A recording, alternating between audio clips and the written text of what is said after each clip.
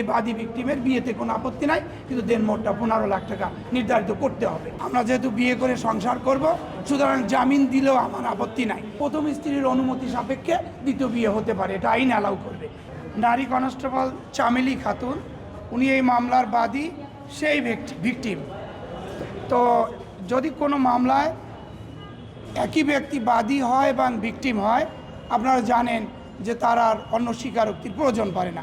এরপরেও আজকের মামলার আসামি কনস্টেবল শাফিউর রহমান, তার সাথে যেহেতু তার দীর্ঘদিনের অ্যাফেয়ার্স ছিল, দুজনেই নীতিগতভাবে তারা সিদ্ধান্ত নিয়েছে যে একজন আরেকজনকে বিয়ে করবে, এবং আমরা এই বিষয়টা বিজ্ঞ আদালত উপস্থাপন করেছি যে তারা বিয়ে করবে।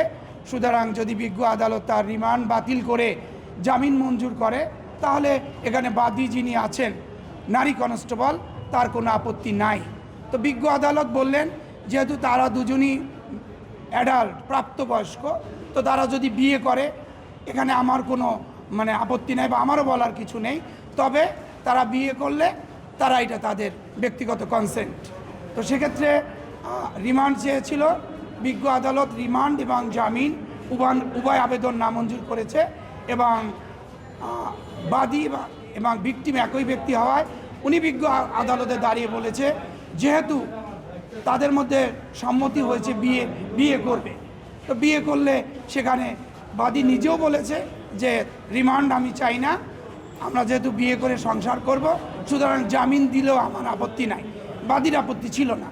তো সেক্ষেত্রে যেহেতু এটা একটা নারী ও শিশু নির্যাতন দমন আইনের 9-1 ধারার মামলা, সেন্সিটিভ, আপনারা সবাই জানেন, আপনারা মিডিয়ার লোকজন আছেন, সেক্ষেত্রে তারা বিয়ে শাদী করে যদি কাবিননামা পরবর্তীতে বিজ্ঞ আদালতে দাখিল করে এবং উভয় আসামি এবং বাদী সম্মত হয়, তাহলে এই মামলায় তারা পরবর্তীতে সংসার করারও সুযোগ পাবে, এবং আমি মনে করি যে বিজ্ঞ আদালত তাদেরকে জামিনও কনসিডার করবেন।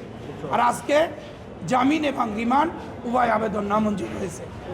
বিয়ের বিষয়টা তাহলে আপনারা কিভাবে গিয়ে সম্পন্ন করবেন, যেহেতু তার জামিন হয়নি?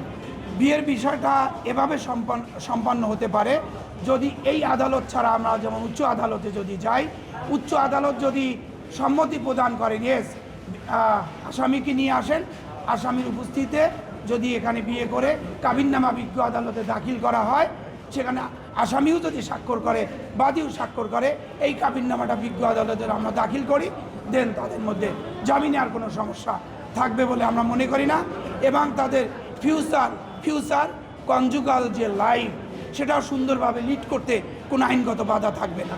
আপনারা যে কথা বলছেন, তাহলে কি এই বিয়ে পড়ানোর জন্য যে প্রক্রিয়াটি, সেটির জন্য আপনারা উচ্চ আদালতে যাবেন?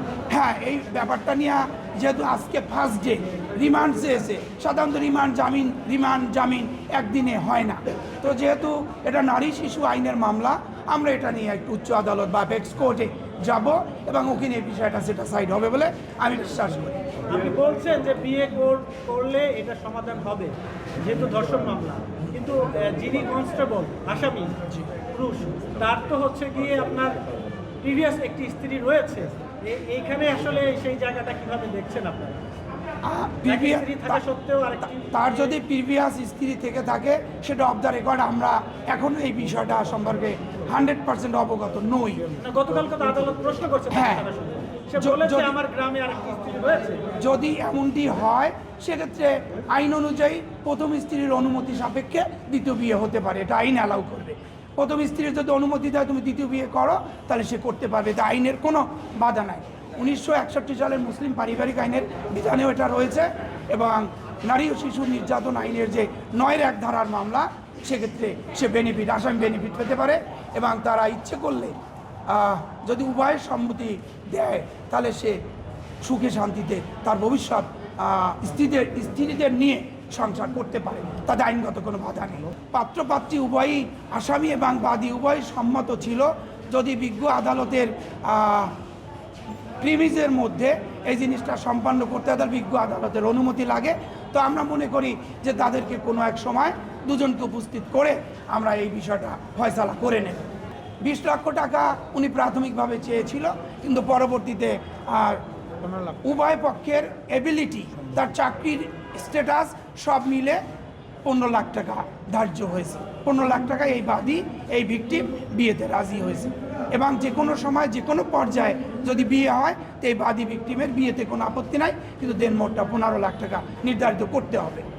সেক্ষেত্রে আজকে বিয়েটা হলো না কেন তাহলে? আজকে বিয়েটা যেহেতু রিমান্ডের প্রেয়ার ছিল এবং ফার্স্ট ডে এখানে রিমান্ড, জামিন, বিয়া আসলে সবগুলো একবারে পাওয়া সম্ভব নয়।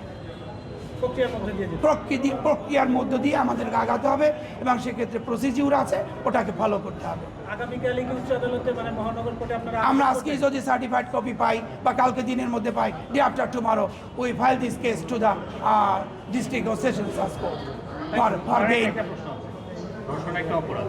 এখন ধর্ষণ একটা অপরাধ, অপরাধের বিচার হতে পারে, কিন্তু যখন বিয়ে করে তখন এই বিষয়টা ফয়সালার মধ্যে যেতে পারে।